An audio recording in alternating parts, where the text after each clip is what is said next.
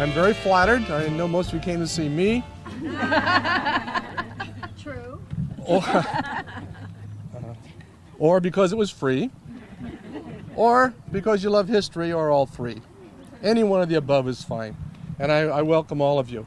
Like Groucho Marx once said, everywhere I go, I take myself and spoil all my fun. So I'll be going today, and I'll try not to spoil your fun. Okay, I'll be giving you a little history.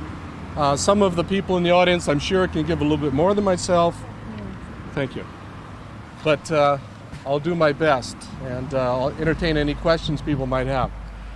I think I should start by saying that the area we're in right now, the downtown, you have to think back to what it was. Imagine San Pablo Avenue as just called Main Street back in the late 1800s, a dirt road. Pinole started to gain recognition because the stage line between Martinez and San Pablo had to come through here. So that was kind of the nucleus of the downtown, but it wasn't the nucleus of Pinole. That nucleus started on the Embarcadero in the waterfront, where Bernardo Fernandez started his business. There are three people who were the movers and shakers of early Pinole. Bernardo Fernandez in the 1850s started Pinole at the waterfront. He saw the prospects of Pinole as an entrepreneur, as a businessman, but also as a visionary and a benefactor of the town too. Also, there was Samuel Tennant and his wife Rafaela. They owned all of this. In 1848, the old Don Ignacio Martinez passed away. His 17,000-acre El Rancho Pinole was divided up among his 11 children. His daughter Rafaela got the section that was all the downtown and the waterfront. A very lucrative section. In the 1870s and 1880s, they laid out the town of Pinole in sections and lots and sold the lots, and homes started to be built. Bernardo Fernandez, this was known as the Fernandez section on this side of what we call San Pablo Avenue. And Bernardo Fernandez purchased all of this land from Rafaela Tennant's estate. She passed away in 1868 at the age of 44. They had 10 children. Okay. The youngest son, there were 4 sons. There was Samuel, John, Augustus, and James. The youngest son, James, this is his home. And this is where today the current Kaiser Permanente Hospital is. We're hoping it's not going to be 20,005 before it becomes a museum. Because preservation, this is preservation in action here. It's the one thing Pinole has saved. Pinole has lost a great deal of its history. In the 1950s, a great deal of what you're going to see today was torn down. So we're active in preservation, and that's one of the reasons we're here today, to learn a little bit about what was here, how things have changed, and what the future is going to be like if we try to preserve what's left, because there are things that are left, especially a lot of private residences. So let me just start by saying again that this was the stage line between Martinez and San Pablo, and one of the earliest homes that was here that saw the stagecoaches going by, 4 teams of horses. Ignacio Martinez's grandson, Ignacio Martinez was his name also, was one of the stage drivers at that time in the 1860s and 1870s that came through here. The Garden of Gems house, I'm just going to be pointing out some homes to you at the very end down here. That's one of the oldest homes in Pinole, probably in the 1870s. It was once a slaughterhouse with a barn to the side. It was remodeled in the 1870s as a residence. Cipriano Silvas and his wife Maria lived in the valley. A lot of Portuguese immigrants lived in Pinole Valley and worked on the Fernandez properties. Came into town, and they lived here. And it's currently known as the Tessie Baldwin House, and it's called the Tessie Baldwin House because Tessie Baldwin was a descendant of Teresa Silvas, the youngest daughter. And she passed away 10 years or so ago. She left our society $10,000 in her will. So if any of you are thinking of looking for benefactors, that's always agreeable. But anyway, that type of home has a gable on the top. It's called a gable roof cottage. And as you move up the road, you see the other house there next to it and the one next to that. Those are called Italianate hip roof cottages. They are unique to the 1880s in Pinole. Around 1885 they were built. characteristics are kind of a steep roof. They also have narrow windows, and at the top they have a little porch, a flat area on the top, and quite often there was a little wooden fence built around that. So those are very typical of 1885 area in Pinole. Now, as we come up the road here, you see across from you is the old Pythian Castle. This is the first Methodist church, built in 1898 in Pinole. I must say that the Catholic Church was the first one built in 1881. Samuel Tennant donated all the land where the Catholic Church is to build the Catholic Church because he came from a very Catholic background, family, the Martinez family. He also donated in 1886 all of the plaza area here where the post office is and where we have City Hall today. And 1886, Pinole's second school was built over here where you see the flag and the post office flying. It was a big one-room school, first grade through 8th grade. The principal and teacher was Frances Ellahorst. She was a veteran teacher from Sheldon School in 1895. She became the superintendent of Pinole Hercules School District in 1905. This church, the Methodist Church, came along in 1898. Before that, the Methodist Church met in the schoolhouse, and they would take the desks up every Saturday so they could have Sunday services there. And the preachers would come from San Pablo and San Francisco until they got their church built in 1898. The Native American influence of Pinole is quite marked. All the way from that house down there, where the pump house is, all the way up here, all the way up to the old Hamlib house, which is today the rectory of St. Joseph's Church. That is an Indian village mound. There was a huge Indian village here of Native American population in Pinole. Do you know which nation? Pardon? Which tribe? Or the Huchians. I pronounce it Huchin peoples. The Spanish called them that anyway. Costanoan and the particular tribelet was the Huchinians. But people that live there have the greatest, richest earth that you can imagine. The kitchen midden is called. Black, rich earth. Over hundreds of years of occupation and a lot of shellfish because the Pinole waterfront full of shellfish. The Chinese clam diggers rented property there from the Fernandez family. They would get 30 boxes of clams a day and ship them to San Francisco. They would also come up Tennant Avenue and sell them in individual homes in Pinole. But the Indians beat them to it because the Indians had lots and lots of shellfish. So people that live in this area, they dig in their garden, they find mortars, Indian mortar, grinding bowls and pestles and arrowheads and all kinds of things like that. And I just want to point out to you that tree. That tree is very important to the Native Americans who lived in Pinole. That's the California buckeye, or sometimes called the horse chestnut tree. And the Indians used that for food, like acorns, but they had to leach it because there's an acid in there called prussic acid that's poisonous. So they learned how to leach it and use it for food, but they also were very clever because the buckeye has a fish poisoning agent inside of it that paralyzes fish. So they would crush the buckeye, throw it in pools of quiet water, and the fish would boil to the top. Easy way to fish. So the Native American influence was here, and then in the 1860s, the Samuel and Raphael Tennant, this was their property, they laid out the lots and blocks of Pinole. History always starts where you are. So I'd just like to mention a couple of things about this home. This home was built in around 1880. It was built as a wedding present for William Allen and for his daughter Louise, who married James Tennant at that time.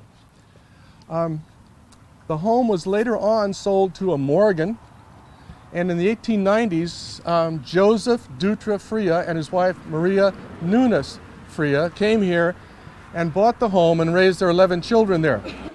There are about 5 bedrooms upstairs. And so hopefully someday we hope it'll be open so everybody can enjoy the home as they did. These 2 homes that you see here, just to my left, these are original homes. They haven't been modified very much. Many of the homes have been modified. The blue home you see over there has been raised to try to keep in the historic character of downtown Pinole, but it's been changed a great deal. These two homes are Italianate hip roof cottages. They're in pictures in the early 1880s. Narrow windows, porches are another characteristic of this type of home. So these two homes you see here as we go down, were here for a very long time, and very little has been done to them. They're pretty much in original condition. Now we're going to be walking down Quinnen Street and turning left. Now I'm a pretty fast walker, as many of you know, so if any of you have trouble keeping up with me, don't worry about it. For those that don't know me, that's a joke. Okay, so just pick me up if you happen to see a white hat on the ground. Charles Quinnen was a captain from West Point. The street is named after him because he was one of the first superintendents of the California Powder Works. One thing you have to understand about early Pinole and the development of the downtown. Pinole had three separate, unique sections. The Embarcadero, the waterfront, the hinterland in the valley where the ranches were, and the downtown. And all three worked in triage with each other. The ranches in the valley would move their hay wagons through Pinole, through the muddy, dusty Tennant Road, it was called, not Tennant Avenue, Tennant Road, all the way down to the depot. The depot was established, the first railroad came in 1879. Bernardo Fernandez came in the 1850s. So when the railroad came, Pinole blossomed because the California Powder Works came, and employment came, and jobs came. And Pinole was full of immigrants, especially a lot of single men. So what you had at that time were many, many, many boarding houses, apartment places for young men to live, and of course to serve them saloons. So Hercules grew, but Hercules and Pinole grew together because people worked at Hercules, but they shopped in Pinole. And the Pinole School was here, and Hercules' children went to the Pinole School.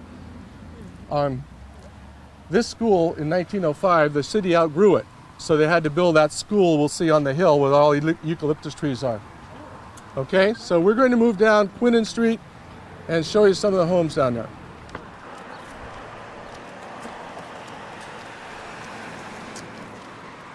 When I was growing up, we used to call this street Little Lisbon, named after the capital of Portugal, because there were so many Portuguese families living here. Pinole was a very culturally mixed town, and accepting of cultural differences. So you had the Smiths, who Miss Smith became the eventual librarian of Pinole, living in that beautiful Queen Anne red house there. And we also had a few other families of Irish descent living down there. I'll point that out later. Anyway, this is Quinnen Street. And the homes you see here, those are typical what are called Queen Anne style. Queen Anne style began around the 1890s, around the Victorian time, characterized by the gables on the top, and you can see the wood patterning on the top, the steep roofs, the porches, very beautiful homes. They came after the Italianate hip roof designs. Those homes have been modified a great deal, and a lot of modern trim added to them.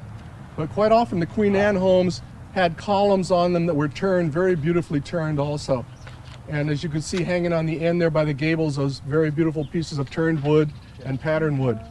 Very characteristic of the Queen Anne homes. The yellow home that you see here, one of the oldest on Quinnen Street, 1880, 1885.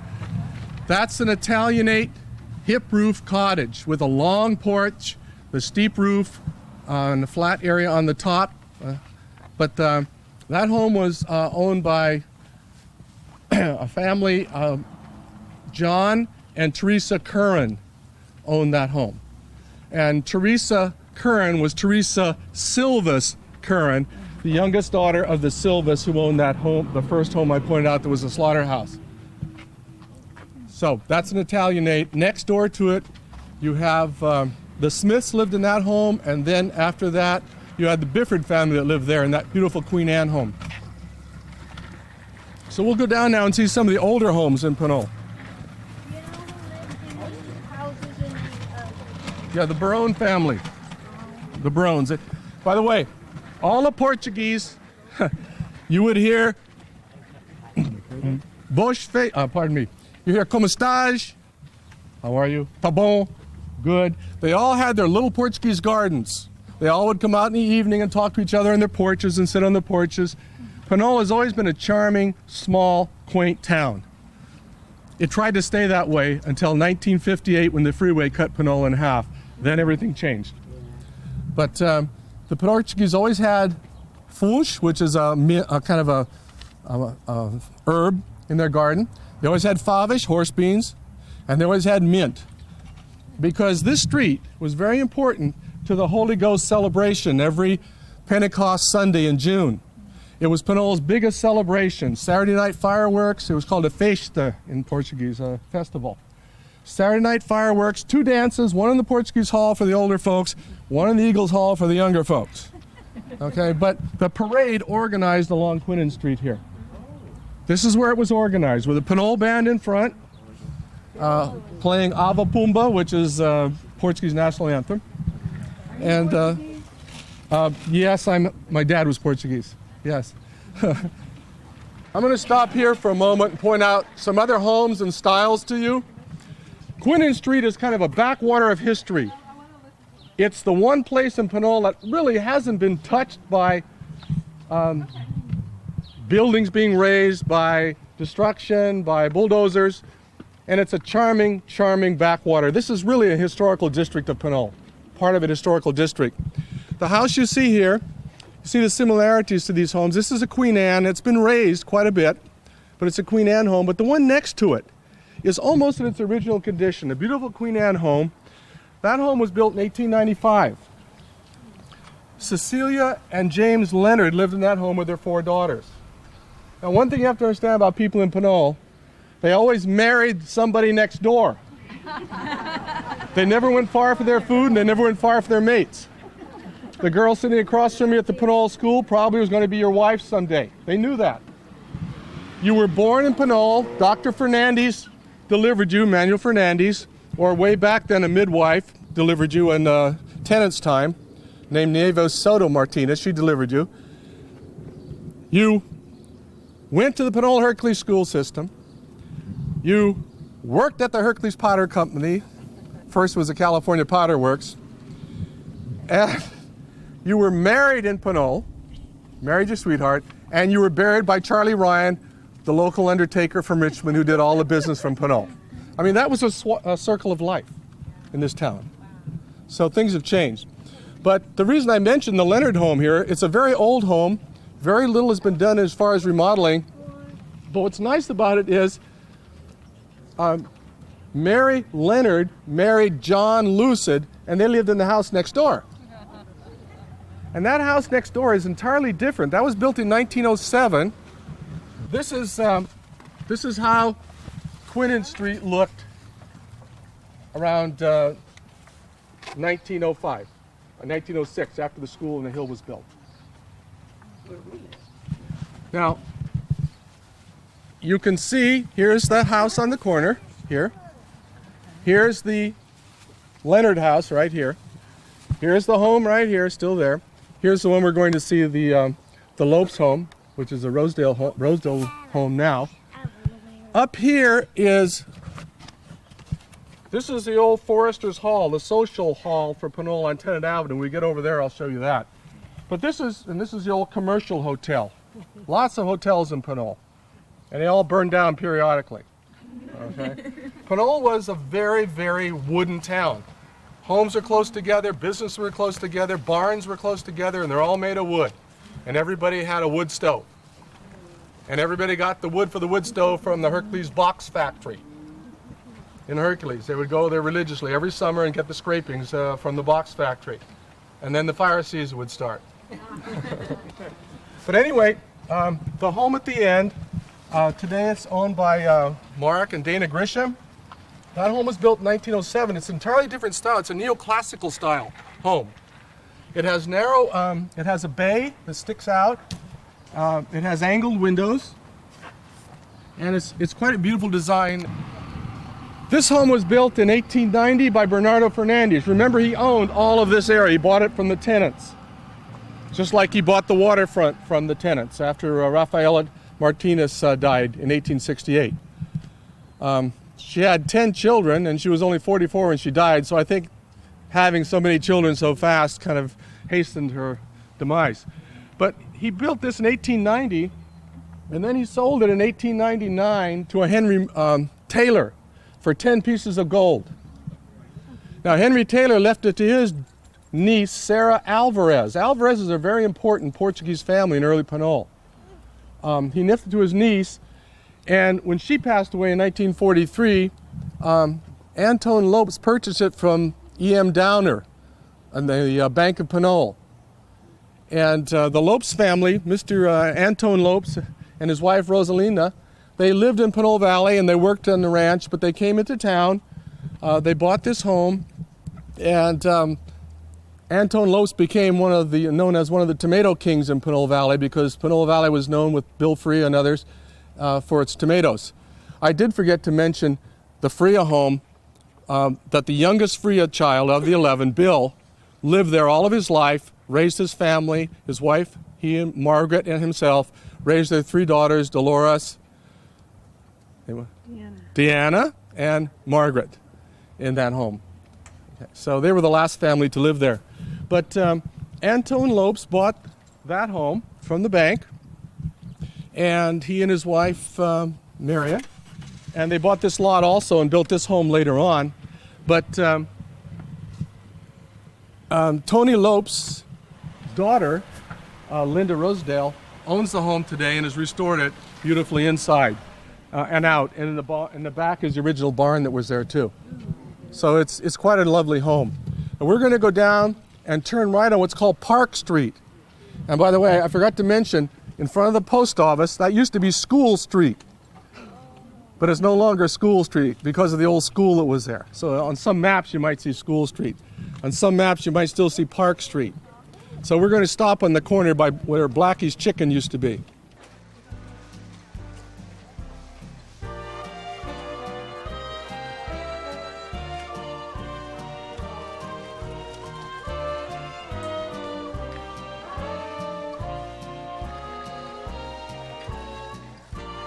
This is a very historic part of Pinole.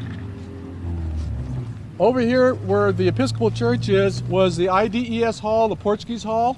And this is where the Festas, or the Holy Ghost celebration, was held, where the Chamarita dancing was held, the auctions of animals and baked goods was held, and sewing goods was held. The Portuguese community was very active and very large in Pinole's in Pinole's history. Okay? This was called Tennant Road. It ran all the way down from the bay to Fernandez Embarcadero, or shipping port on the waterfront, all the way through downtown Pinole, called the Four Corners, where the lights are now, out into the hinterland in the valley ranches of Pinole. By 1877, Bernardo Fernandez owned almost all of the ranches in Pinole. He was known as a very kind man who would give a child an orange and a dime for opening a gate for him. But if you owed him a penny, he was a strict businessman. E.M. Downer, Edward M. Downer, Bernardo Fernandez, and James Tennant were the big 3 of Pinole. They were not just businessmen who saw Pinole as a business opportunity. They were visionaries and benefactors that saw that Pinole had potential for growth. And they were the movers and shakers in Pinole's growth, those 3. Just to show you now, this is 1900. The Santa Fe Railroad came in 1900. The Southern Pacific Depot, the Southern Pacific Railroad, came in around 1879. Notice the horse and buggy. Even when Pinole had electricity and telephones, it still had horses, buggies, and carriages. Very stubbornly gave up its rural roots. Okay? And these are the wood plank sidewalks going down Tennant Road that always floated away during the wintertime when the creek flooded and the high tide backed up. And so this piece of land over here was Fernandez's property, and he had big plans to develop all of this area. It really didn't materialize, and he started selling off the lots piece by piece. His big project, one of the first subdivisions in Pinole, was up on the hill up there, called the Buena Vista Subdivision.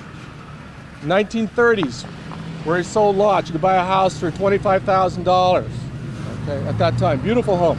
Some of the original homes are still there today. Now, just to show you what used to be here, here's a commercial hotel. That used to be where home plate is, in Fernandez Park. That hotel was here from the 1880s. It could accommodate 40 boarders. There was a fierce competition among boarding houses and hotels. Most boarding houses and hotels are managed by ladies, okay, because they did all the cooking and the cleaning and so forth. You could get a room here for 50 cents a night, $20 a month. In later years, you could also find ladies upstairs who would accommodate you for certain financial amounts also. Okay? Now, this hotel was owned by Manuel Marcos. He was a Portuguese immigrant. He had 8 sons, and he was hoping for a baseball team.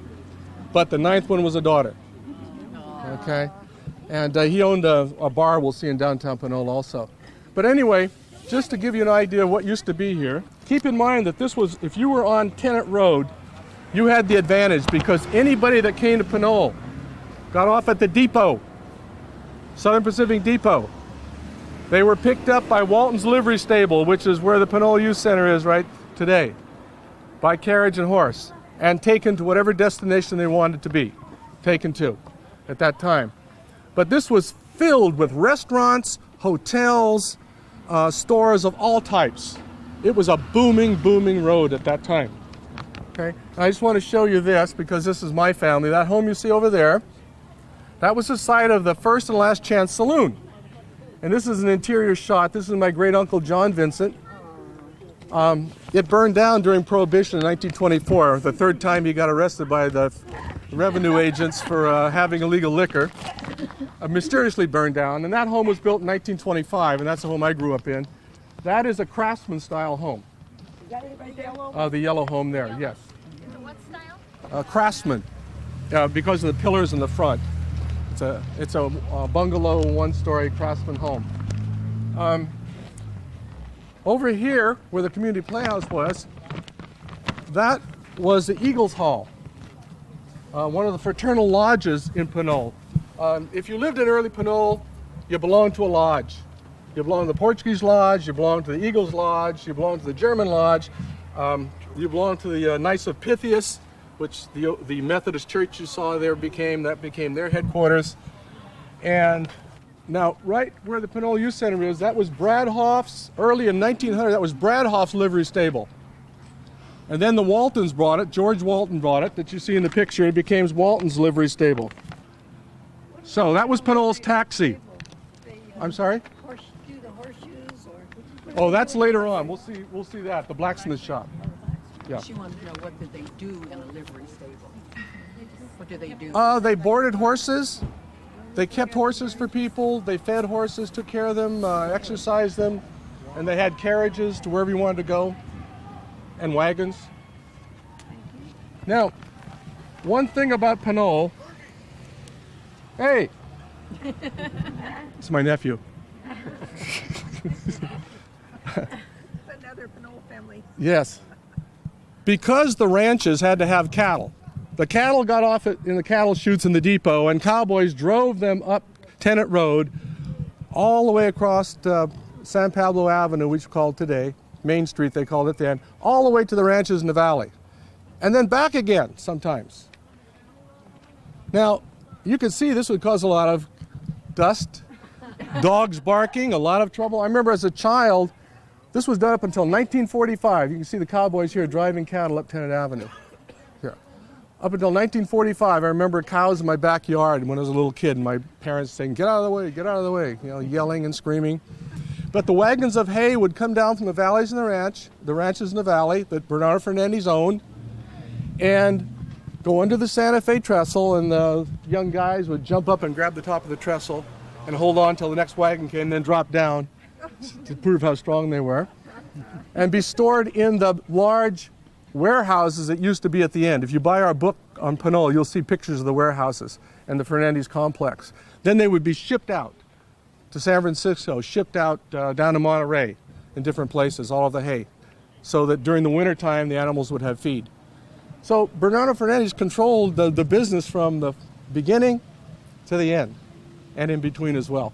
But anyway, this is Pinole. It was kind of a Wild West environment at that time. So I just want, while we're here, call your attention to that big White House, Flora Collins' home. Now, they came here in the 1880s from San Francisco, late 1870s, 1880s. They raised 8 children here. And this home is important because their children became educators, lawyers, postmasters. They became a very influential family in Pinole. And I just want to say that in 1909, John Collins passed away. He was once a constable of Pinole as well. He passed away in 1909, but his family continued to live here. And the youngest daughter, Marie, passed away a few years back. And now the city owns the property. But this was once the Klondike Saloon. In 1900, John Collins owned the Klondike Saloon. They lived upstairs. You could still see in the front, the top. That was the headpiece up there at that time. The saloon was downstairs. The family lived upstairs. So it's a very historic piece of Pinole, and it's the only piece left on Tenet Avenue. And now the city of Pinole owns it, and its future is up in the air. But it's a very historic building. Margaret Collins was a superintendent of Pinole School. She taught 3rd grade at the old school in Pinole. She went to that school I pointed out to you at the post office in 1886. She went there as a child. She taught 3rd grade at the old school in Pinole, and then when Frances Ellahorst retired in 1942, she became principal. Then she became superintendent of the Pinole Hercules School District. And she remained the superintendent until its demise in 1965 when they were forced to unify with the Richmond School District.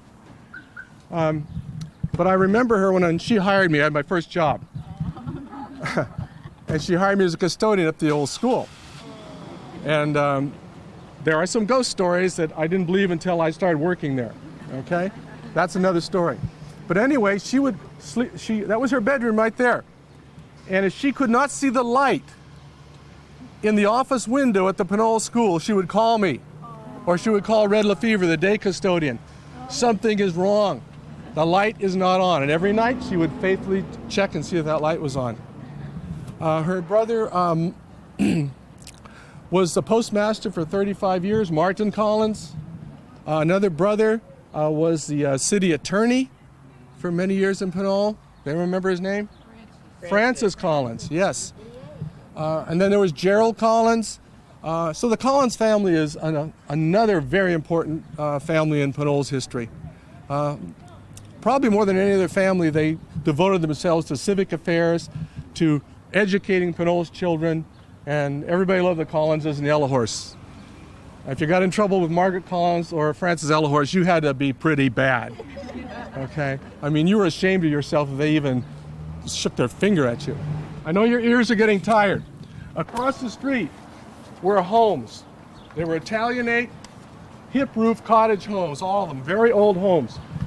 This one is where the parking lot is today, there. Okay?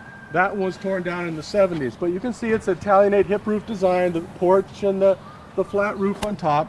That belonged to Dean, the Dean family, and they were educators in Pinole also. She was a principal in one of the Rodeo schools. Now, on the other side of the Collins building here, picture now we're back in the 19th century. Next door was the Forester's Hall. And one of Pinole's biggest fires occurred in 1908. The Forester's Hall was a lodge and a social hall.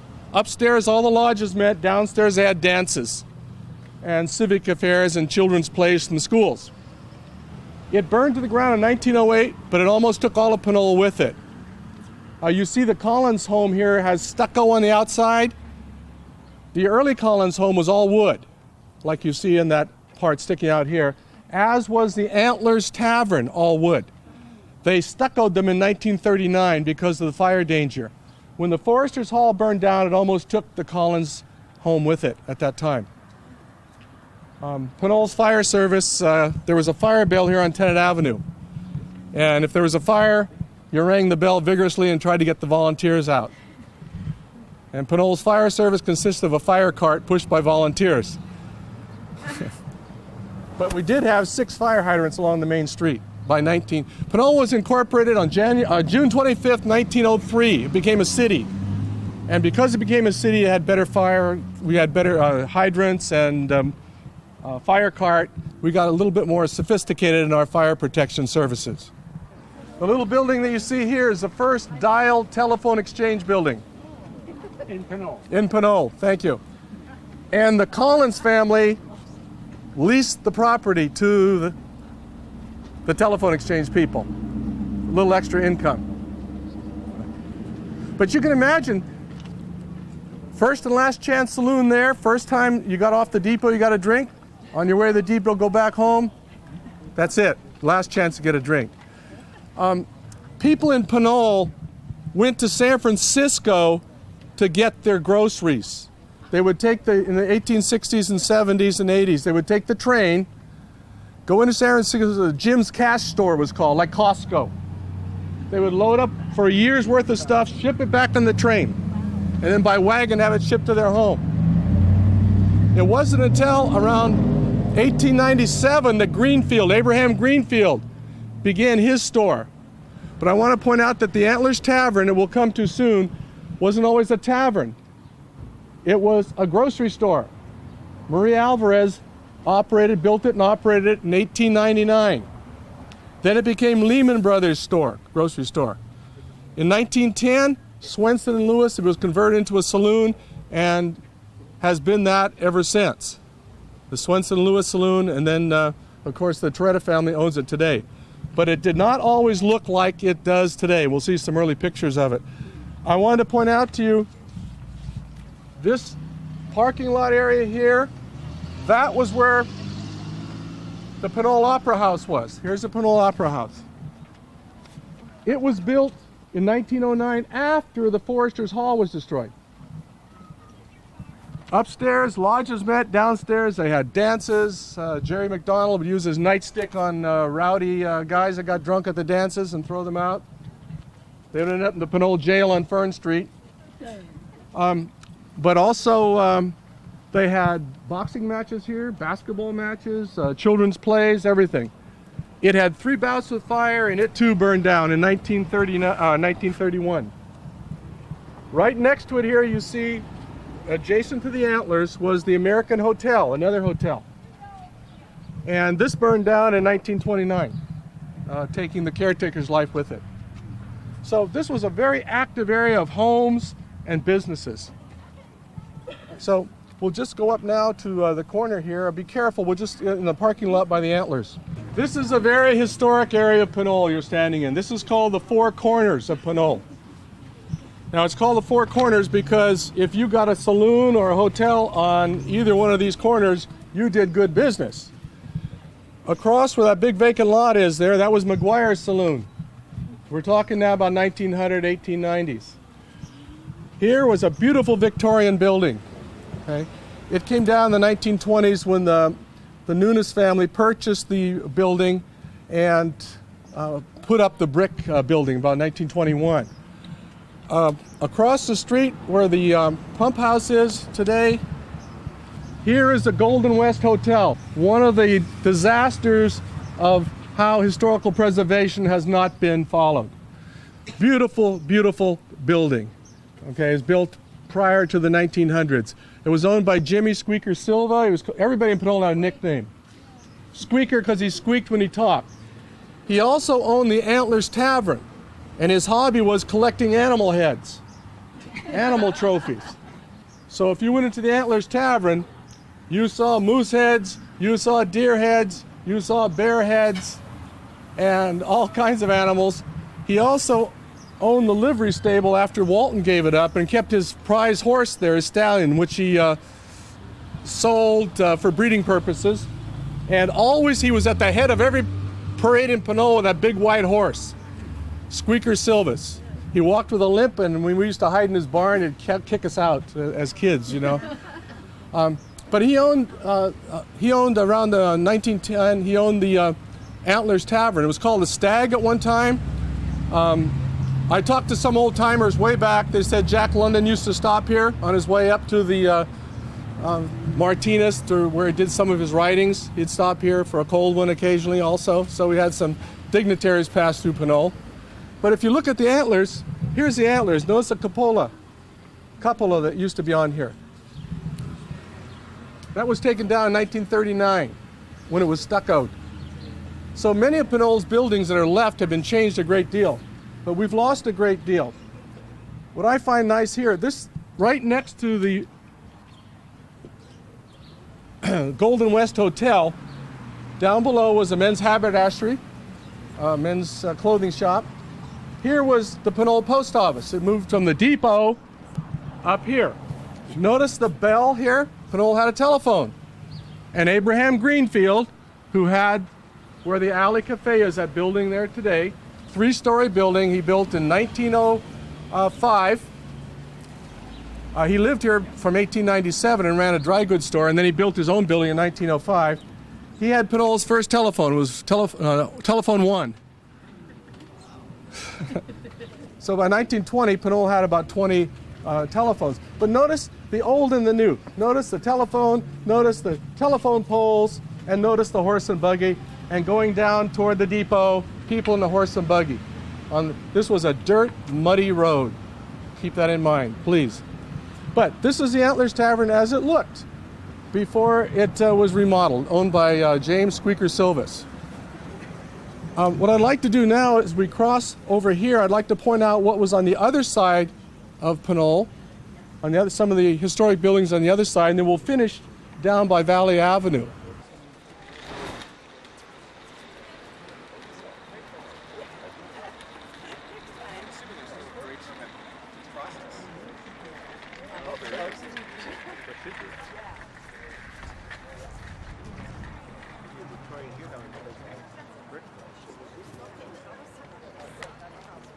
Just to point out a couple of features across the street.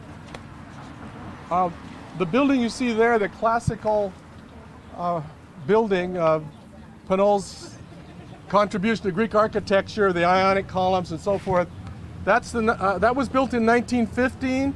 It was one of the first stone buildings in Pinole.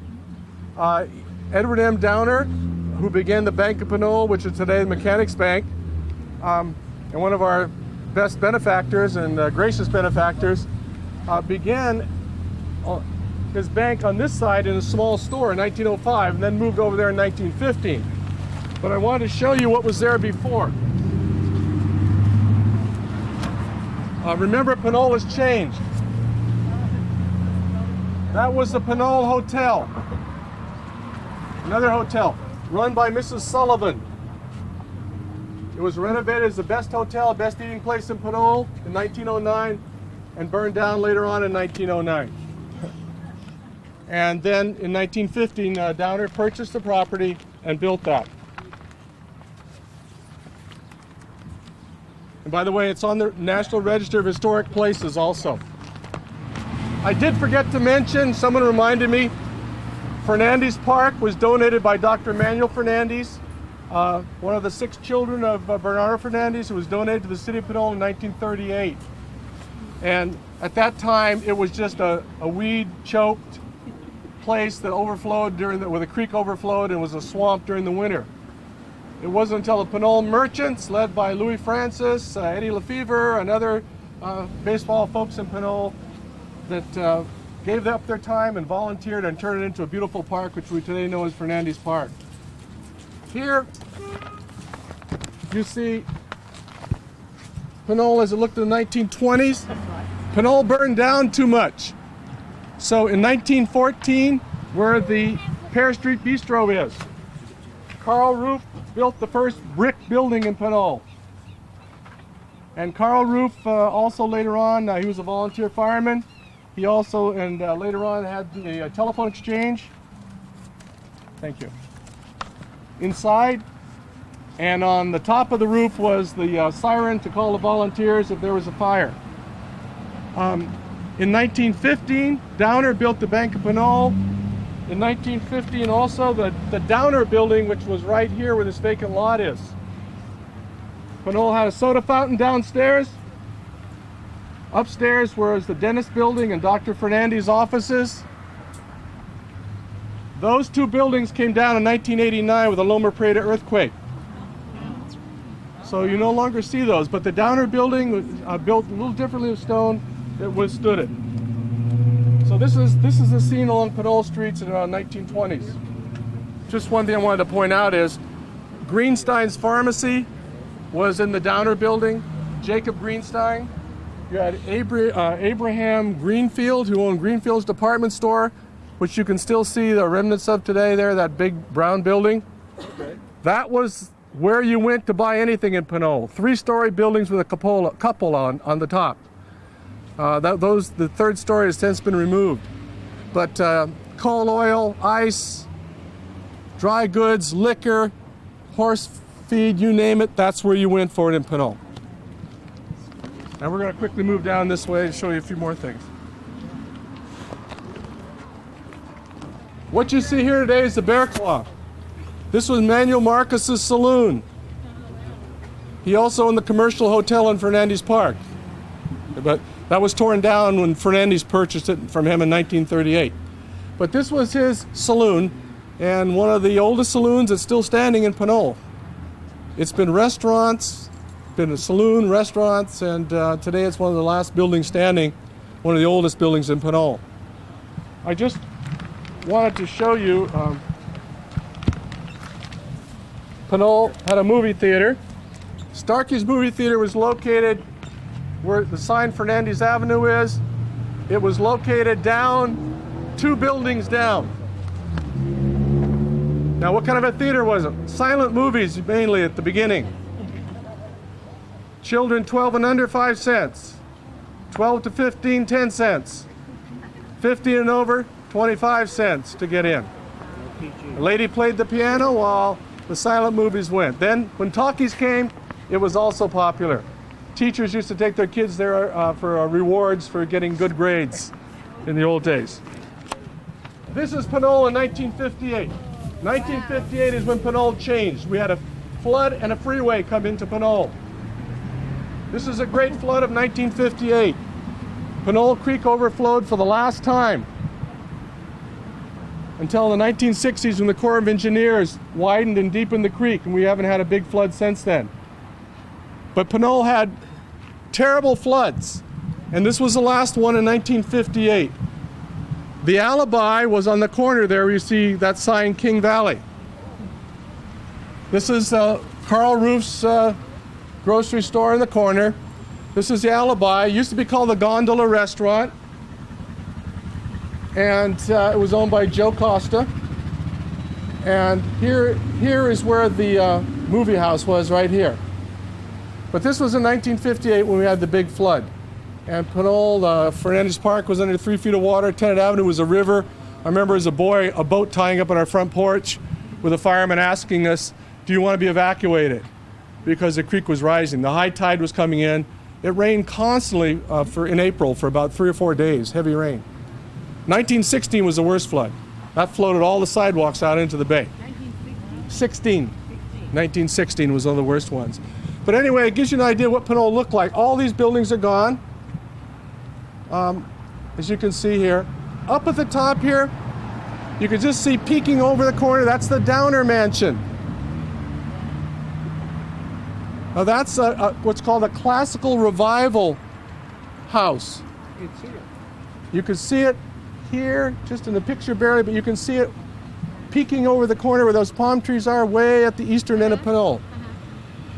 Built in 1900 by E.M. Downer when he married Mrs. Downer. And he raised his family there, and today it's been restored beautifully, lovingly, okay, by, does everyone know who? Linda and her husband, Don Bartels. They've restored the home. It's a beautiful home. It's one of the 2 mansions left in Pinole. You have the Downer Mansion and you have the Fernandez Mansion. The Tennant home has long since been, where the bowling alley is, has long since been taken away. This is Pinole in 1958 underwater. But 1958 was a watershed year for Pinole because the freeway came through, separated the downtown from the valley, and the downtown began to die. Now it's an historic district. At one time it was a booming at the turn of the century, World War I. After World War I, booming town. Barbershop stayed open till after 2 in the morning till the last farmers came in for a shave. Shave and a haircut, 2 bits, cheapskate if you didn't tip. What about the library? Where was the library at? Did they have a library? Well, there were different libraries. I remember the old one over there. The old one was at Old City Hall over there, Yeah. but there was one down here on the tin shingle roof for a while too. Yeah. It's just one more. Yeah. Now, we're going to go down just right next door here where Bill's Liquor is. Can you show them that? This was the home of John Fraser, one of Pinole's earliest residents. And again, a lost piece of Pinole's history. 1950s, the late 1950s, the Southern Pacific Depot was raised. Golden West Hotel was raised. Also, the John Fraser home here was raised. A farmhouse, you can see here, a horse and buggy. There's John Fraser in the porch. John Fraser came here in the late 1870s. He became one of the first trustees when Pinole became incorporated in 1903. He was one of the founding fathers. He ran a blacksmith shop. The blacksmith shop was right next door. He and his son George and Harry shoed horses, took care of all the blacksmithing needs in Pinole. He married the daughter of John Boyd. John Boyd and his wife Catherine had a daughter named Susie Boyd. Susie Boyd married John Fraser. Susie Boyd lived next door to John Fraser. And they had 2 children, George and Harry Fraser, who worked in the blacksmith shop. But the home was there. It was a beautiful home with a picket fence and roses. There was a stone wall here, and that's gone. In 1929, they widened Highway 40, and many of the buildings here had to be moved back, and some of them, because they were so old, were taken out at the time. John Fraser's blacksmith shop was here. As Pinole became mechanized and horses were replaced with cars and automobiles, his blacksmith shop was the first auto shop in Pinole. But then, because he couldn't handle all the business, in 1928, they moved it to the Square Deal Garage. And that was established in 1928. But before that, all the mechanical work was done here in John Fraser's blacksmith shop. Now, I remember his son George Fraser. I used to deliver newspapers as a boy.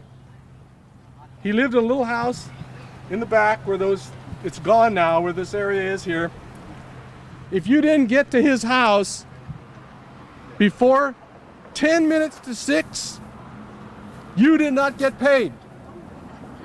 That was it. You had to be there at 10 minutes to 6. Not a second over, not a second under. Or you didn't get paid. As a little boy, I was chased by his big white stallion down here. My sister took me for a walk in the park. Fraser's big white stallion was in a corral here. It broke out. It started chasing me, running up and down, rearing up and down. My sister ran home. I was 2, 3 years old, 4 years old. Those are things you don't forget. I remember the horse, and I remember the corral, and I'll never let my sister forget.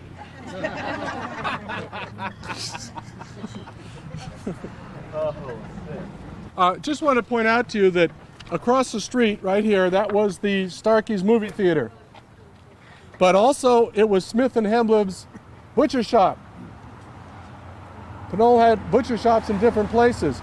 Vincent's butcher shop used to be on the corner before Carl Roof built his store. Things have changed constantly. And Smith and Hemlib, their building was one of the last ones to be torn down when Tom Gazzano built this structure here. I wanted to show you, this is one of the oldest homes in Pinole. This is a John Boyd home. John Boyd and his first wife, Catherine, lived here. This was around in the 1870s. So they saw the stagecoaches going back and forth here at one time. Now, John Boyd ran the blacksmith shop with John Fraser. So John Boyd's daughter, Susie, married John Fraser. Okay? And they had a family of 2 sons.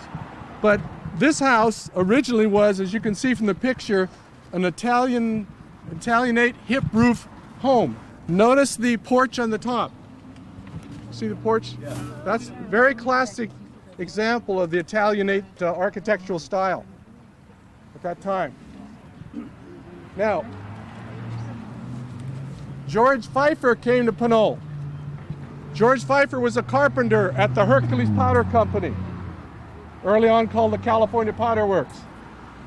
George Pfeiffer, like all bachelors, lived in a rooming house off Tennant Avenue. But one day, Lottie Race in 1898 got off the train at the depot, brought up Tennant Road by George Walton's livery stable, and at the Opera House met Lottie Race, met George Pfeiffer. And they were married and lived in this home, and he was a carpenter, so he remodeled the whole place and made it into a Victorian style home, as you can see, with the bay window out front, and it looks very much now like it did when George Pfeiffer remodeled it. Lottie Pfeiffer lived here into her late 90s. Okay, a charming lady. Okay, so this is one of the earliest and best preserved homes in Pinole. We're just going down now the last part of the tour. You can see the Downer Mansion much clearer from here, but we're going down what I call the second four corners in Pinole. The first four corners are the main street down here. These are the second four corners. The bridge you see here, this is a WPA project during the Depression. Used to have beautiful lanterns on either side. Both sides of the road. Is there pictures of that? I haven't seen them. I know there were. They had beautiful lanterns that lit up at night. When I was a kid, this is what we did for fun in Pinole. We didn't have video games. We went to the bay. We played in the creek. And on Friday and Saturday nights, we sat up here, who was brave enough to lean back the furthest, and watched the cars go by on Highway 40, because this was the only road between here and Oakland. And so we'd wave to people, and people would look at us, and we'd have a good old time. So this is what kids did then. Just want to point out to you, across the street now are two of the oldest buildings in Pinole. The one on the left, the architecture is early Queen Anne, and it's a small Queen Anne, but in much of its original state. Built in the 1880s. Next to it is a business. You can tell the business is by the front part, the large, almost like advertising superstructure at the top. But anyway, the home belonged to Theodore Woy and his family, who came from Pennsylvania. He bought the property in the early 1900s from Edward M. Downer's brother, and he began the Woy Bakery. And that store there was the Woy Bakery, as you see here. He had the first delivery truck in town. Before that, everything was delivered by horse and buggy. If you bought something on the tab in Pinole. And it was delivered to your home by horse and buggy. If you didn't pay, you were taken to court by Abraham Greenfield. That happened a number of times too. But Woy's Bakery had the first mechanized delivery truck in Pinole. And the Woys grew up in that home. They had only one daughter. Her name was Blanche. But those are two of the remaining buildings. In the 60s, that was the Top Cafe in Pinole, called the Top Cafe, run by the Sylvia family. This home that you see here on the left, Queen Anne style, built in the 1890s. You can see the twin gables at the top. You can see the ornate trim at the top, the long porch, which is characteristic of Queen Anne. This was the William Clark home. Now, William Clark was one of the first residents here. He owned the grocery store across the street. Now, the building you see there today, by the Pinole Farmers Market sign, that was a grocery store. Down below, they sold groceries. Up above, the families lived. But the Clarks lived over here, and they operated the store over here. And that is still remaining today. I call this the second four corners because they're historically important buildings on all four corners of the street. Now, William Clark had a brother, Charles Clark. He lived in that blue home you see there. He built that home. Another Queen Anne. And Charles Street, where the senior center is, that's how it gets its name, from Charles Clark, who lived there. Every street name usually is named after someone. Samuel Street up here after Samuel Tennant. But next to it, right across the street, was the Hokie Silva and Molly Rose butcher shop. Where you see the Square Deal Garage today, that was a butcher shop. Now that was torn down in 1928 when Bert Hall, for his son Chester, built the Square Deal Garage. And his son Chester Hall, operated the Square Deal Garage. So that's one of Pinole's oldest buildings also, that brick building built in 1928. But it started out as a butcher shop. Just wanted to point that out to you. Right next to that building, which was a grocery store, that was a Pinole skating rink run by Al Korn. Pinole had an outdoor skating rink, okay, pre-World War I. And the teachers at the old Pinole school up here would take the kids down and treat them for good grades usually at the skating rink. Roller skates. Right? Roller skating, yes. So we had a movie theater and a roller skating rink at that time. Now actually the roller skating rink was a little further down past that pink building in that vacant lot there, in that area. That's where the roller skating rink was. If you look where my finger is pointing, you see the top of the Methodist Church, the brick building. That building was built in 1925. It was moved from the old Methodist church you saw across the street from the Freya House. That building was built, wasn't moved, but it was built on that spot. It was dedicated to Elizabeth Downer, Edward Downer's wife, who was one of the great church workers for the Methodist Church. The beautiful stained glass windows that used to be in the church are now covered by those white partitions. My mother taught second grade, and because Pinole School was overflowing with kids in the 1940s during the war and after, they put her downstairs in the basement. So for recess, she would have to put out crossing guard signs to block off Pinole Valley Road so the kids could have recess for a few minutes in the road. And she always kind of thought of herself as a stepchild because all of her faculty friends were up at the old school and she was down. Now I might mention the school on the hill. This is the finest example of architecture in Contra Costa County in 1906. It was a large school. Okay? It was built on the hill. Now why was it built on that hill? Because it was Pinole Hercules School. Children from Hercules as well as Pinole went there. They built it right there so that kids would not have to walk too far from Hercules to school or Pinole to school. It was built in 1906. Actually, it was built in 1905. But because of the 1906 earthquake, they waited to see if it was safe after the earthquake to open it. And it opened in September of 1906. The principal at that time was Frances Ellehorst, grades K through 8. It wasn't unlikely of the old one-room school she had some 50 kids in the classroom from first grade through 8th grade. But this is the old school on the hill. It ran until 1966. I went there. Lots of stories. I worked there as a custodian when I was going to college for 4 years. Creepy place at night. Very creepy.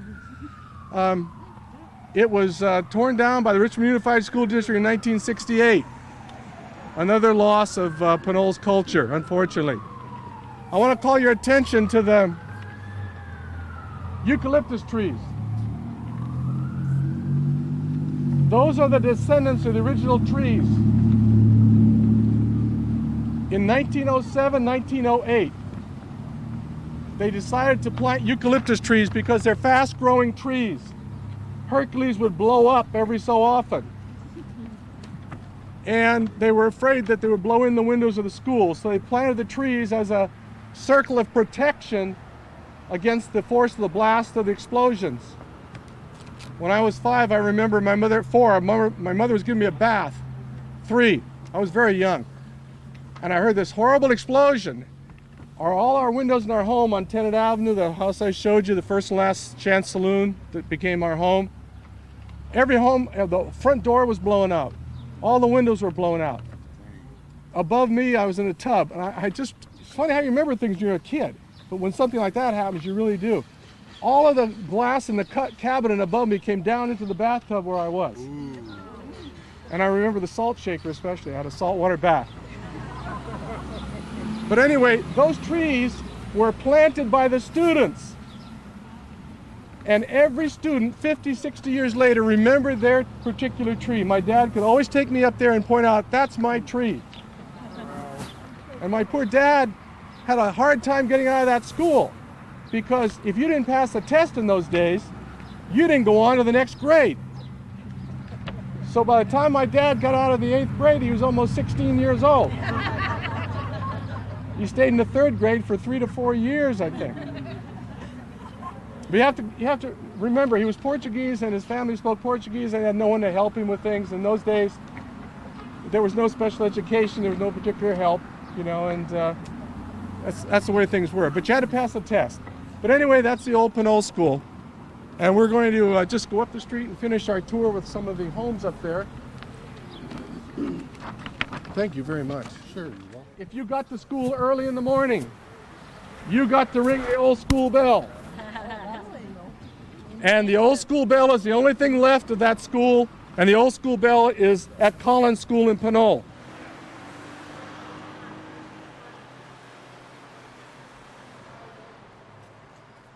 These homes along here are all Queen Anne style, with the gables, the trim, decorative trim, the porch.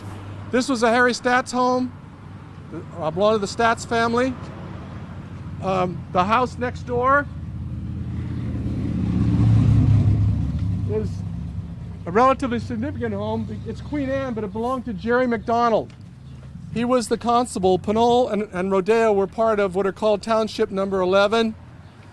And he was a constable at Pinole and Rodeo, and he was killed in line of duty by bandits robbing the Bank of Pinole and Rodeo in 1929.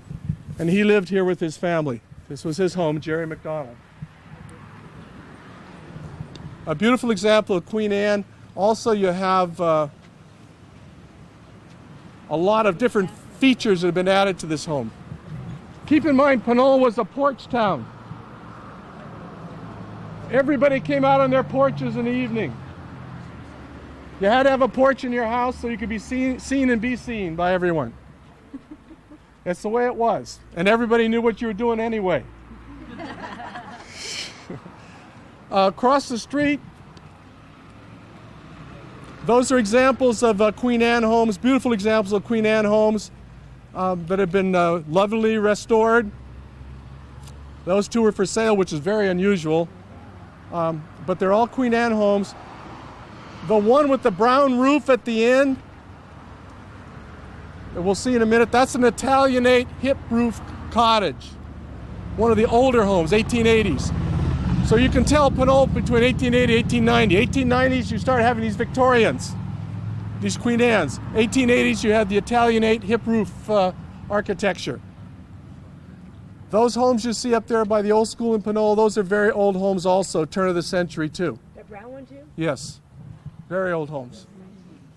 They were there prior to the building of the school in 1905. Prior to the building of the school? Yes. This home is the only Queen Anne home with a turret.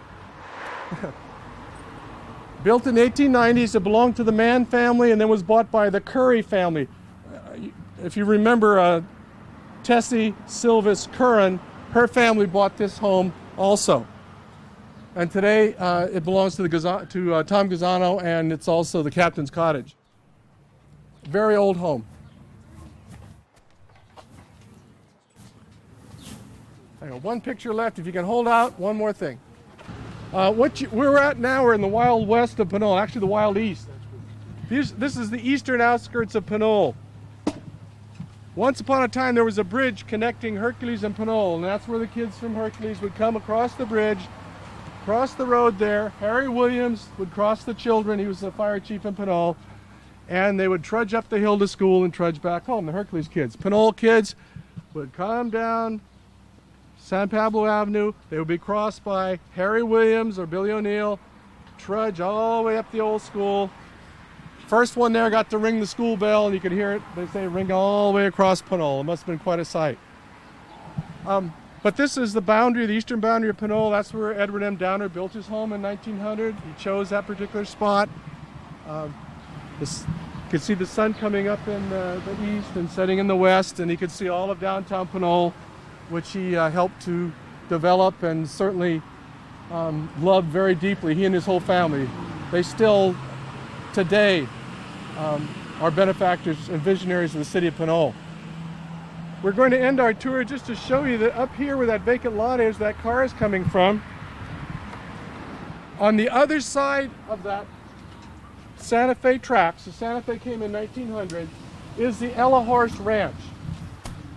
Now the Ella Horse family was very influential in education in Pinole. Alice and Francis Ella Horse were two of Pinole's longtime educators. But the family that lived there first was Kate Cousins. And Kate Cousins was one of the children of Samuel Tennant, one of the 10 children, Kate Tennant. And she married in the Cousins family. In 1880, they sold the ranch to the Francis Ella Horse family. The Ella Horse family before that lived in Pinole Valley and rented a ranch where Ella Horse School is today, believe it or not. Yeah. So that's a historic part of Pinole over there, that ranch.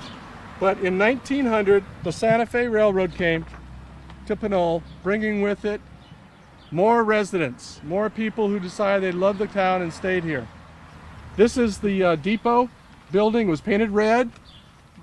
Southern Pacific was painted yellow and always had a palm tree by it. Okay. The Santa Fe was painted red.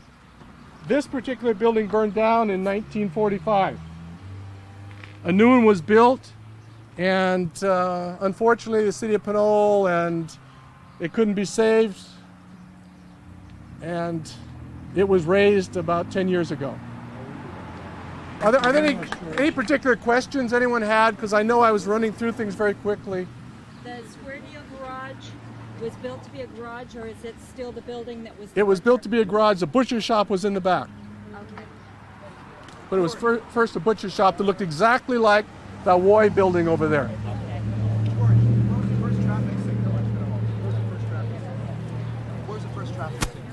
All right, the question was, what was Pinole's first traffic signal? It was in 1949. It was at the Four Corners. 1949, Alan Deutsch was mayor, and he threw the switch, and the first traffic light in Pinole went on because traffic was so bad at that time. But we got our first stoplight.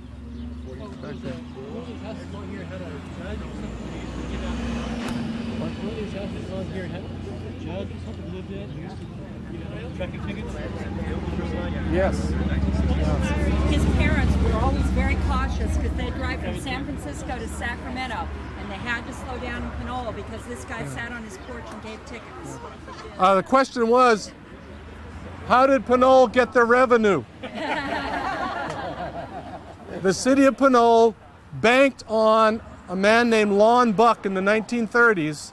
He had a three-wheel motorcycle. He would hide anywhere he could, and he would issue tickets. That's how Pinole got a reputation as a speed trap. In 1964, my car broke down outside Jean, Nevada. God-forsaken nothing place at that time. They towed the car to Jean, Nevada. I had to walk about 15 miles in the desert, and the roadrunners and I. And the guy under the car working on my car said, it's going to be a week because we have to get the part from Las Vegas. So he said, where are you from? And I said, Pinole. He says, oh my God. He said, I got a ticket going through there in 1938. So, I mean, it was a deserved reputation. In 1 month, one day, he gave out over 30 citations. Now, after him came Hugh Young. And he kind of continued that. I wish they'd do it now. George. Yes. In 1972, my introduction to Pinole was in a 25-mile zone. I was going 26 miles, and I got a ticket. All right, did you hear Dorothy said her introduction to Pinole in 1972 was she was going 26 miles an hour in a 25-mile-an-hour zone and got a ticket. So I wonder what the fines were like back then. it was a live. She decided to stay here. You know who the oldest living resident? Today? Yeah, in Pinole? Yes. He asked a good question. The oldest living resident in Pinole. That Queen Anne house there? The white one on the right. She's almost 93. Let me think of her name. Well, the oldest resident of Pinole is living in Rossmore. He's 93, Wes Owens. He just turned 93. Sybil Barreras lives in that house now.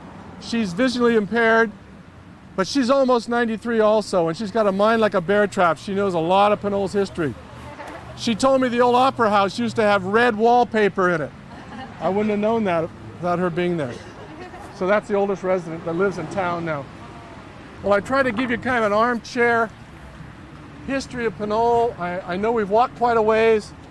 I really appreciate you coming. I know you're tired. Take your time going back. Please come to our Historical Society meetings. Well, I want to thank you all for coming. Thank you very much. Thank you. No test.